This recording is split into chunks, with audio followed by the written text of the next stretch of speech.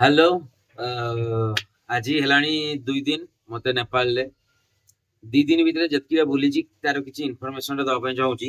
ଯେମିତିକି ଆମେ ଯେତେବେଳେ ଯାଇଥିଲୁ ଜନକପୁର ବହୁତ କମ ବାଇକ୍ ରାଇଡିଂ କରିକି ଆସନ୍ତି, ଯେଉଁମାନେ ସିନ୍ଧୁଳି ଘାଟି ଦେଇକି ଆସନ୍ତି।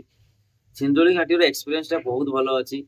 ମାନେ ଆପଣଙ୍କୁ ଅଫରୋଡିଂ ମିଳିଯାଉଛି। ଅଫରୋଡିଂ ଆକ୍ଚୁଆଲି ସେମିତି ନଥିଲା, ରାସ୍ତା ସେ ସିଙ୍ଗଲ ରୁଟ୍ ଥିଲା, ଯେମିତି ଗାଡି ଯିବା ଆସିବା, ଖାଲି ଗାଡି ଠିକ ସେ ଚଲେଇକି ଯିବାର ଅଛି, ଅସୁବିଧା କିଛି ବି ନାହିଁ।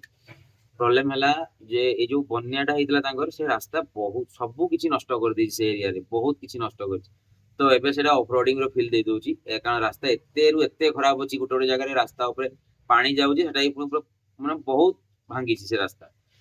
ତ ତା ଏକ୍ସପିରିଏନ୍ସ ଟା ବହୁତ ଭଲ। ଯଦି ଆପଣ ମାନେ କେବେ ବି ବାଇକରେ ଆସୁଛନ୍ତି ଜନକପୁର ଦେଇକିରି, ବେଶୀ ଦୂର ନୁହେଁ ଆମ ଓଡିଶାରୁ, ମାନେ ମୁଁ ଏ ସାଇଡ୍ ରେ ରହୁଛି ବୋଲି, ଅଲଗା ସାଇଡ୍ ରୁ ଟିକେ ଖାଲି ଦୂର ହବ, କିନ୍ତୁ ବାରିପଦା ମୟୂରଭଞ୍ଜ ସାଇଡ୍ ରୁ ଆମର 740 କିଲୋମିଟର ହଉଥିଲା ଆମକୁ ପୁରା ଜନକପୁର ଯାଏ। କିଛି ଟେନସନ ନାହିଁ, ଗାଡି ରେଜିଷ୍ଟ୍ରେସନ କାର୍ଡ ଟା ଖାଲି ଥିବ, ଡ୍ରାଇଭିଂ ଲାଇସେନ୍ସ ପାଖରେ ରଖିଥିବେ, ଏତିକି ହେଲେ ଏଣ୍ଟ୍ରି ହେଇଯାଉଛି। ସବୁବେଳେ ଟ୍ରାଏ କରିବେ, ଲାଇନ୍ ଟା ବି ପଳେଇଲା। ସବୁବେଳେ ଟ୍ରାଏ କରିବେ, କଣ କହୁଥିଲି, ଆମର ଯୋଉ ବର୍ଡର ପାଖରେ ପଇସା ଏକ୍ସଚେଞ୍ଜ କରିବା ପାଇଁ ଆସିକି ଏଇଗୁଡାକରେ କରିବେନି। ଏଗୁଡାକରେ ହେଲେ 100 ଜାଗାରେ 160 ଦିଅନ୍ତିନି, କିନ୍ତୁ ବର୍ଡରରେ 100 ରେ 160 ଟଙ୍କା ଦଉଛନ୍ତି। ଗାଡି ଭନସାର କରିଦେବେ, ପଳେଇ ଆସିବେ, ଜନକପୁରରେ ଷ୍ଟେ କରନ୍ତୁ। ଜନକପୁର ବହୁତ ସୁନ୍ଦର ଜାଗାଟା।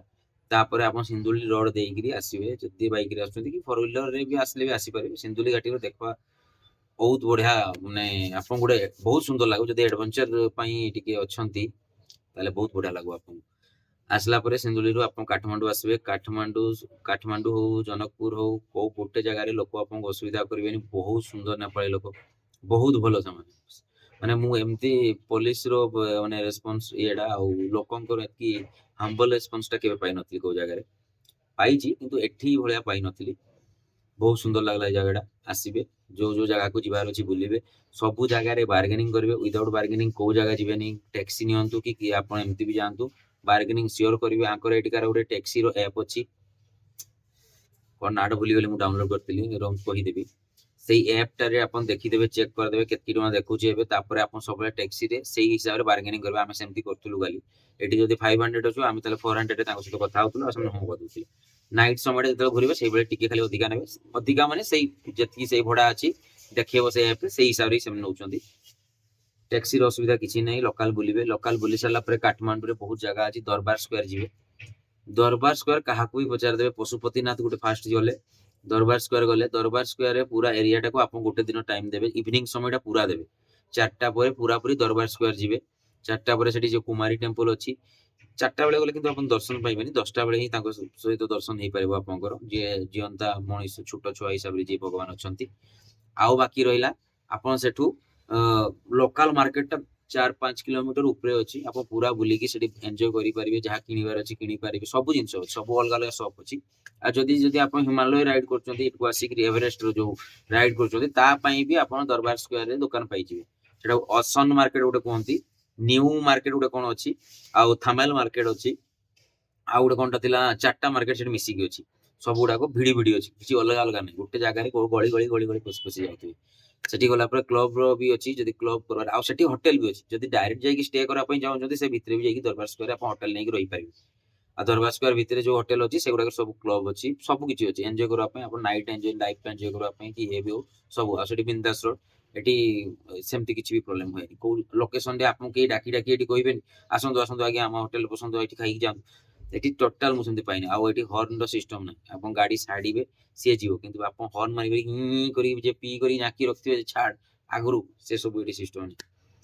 ଖାଲି ଯା ସିନ୍ଦୁଲା ରୋଡରେ ଗୋଟେ ମତେ ଏକ୍ସପିରିଏନ୍ସ ମିଳିଗଲା, ଜୋତା ଗୁଡାକ ରାଇଡିଂ ସୁ ପୁରା ଓଦା ହେଇକି ପଡିଛି ଏବେ ଯେ। ସେଇ ଏକ୍ସପିରିଏନ୍ସ ଟା ମତେ ଫାଷ୍ଟ ଟାଇମ ଏଟା ମିଳିଲା।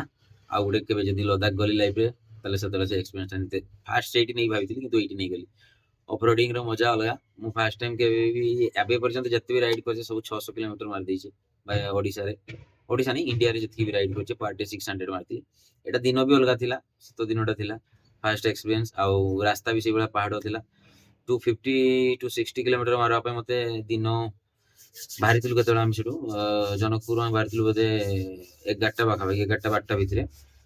ମତେ ରାତି 7ଟାରୁ 7:30 ହେଇଗଲା କାଠମାଣ୍ଡୁ ପହଞ୍ଚିବା ପାଇଁ। ରାସ୍ତା ବହୁତ ଖରାପ ପାଇଁ, ଯଦି ସେ ସିଙ୍ଗଲ ରୁଟ୍ ବି ଥାନ୍ତା ତାହେଲେ ଜଲ୍ଦି ପହଞ୍ଚି ଯାଇଥାନ୍ତି, କିନ୍ତୁ ଯୋଉ ଅଫରୋଡିଂ ରୁଟ୍ ଅଛି, ପାଖାପାଖି 30 କିଲୋମିଟର ଅଛି।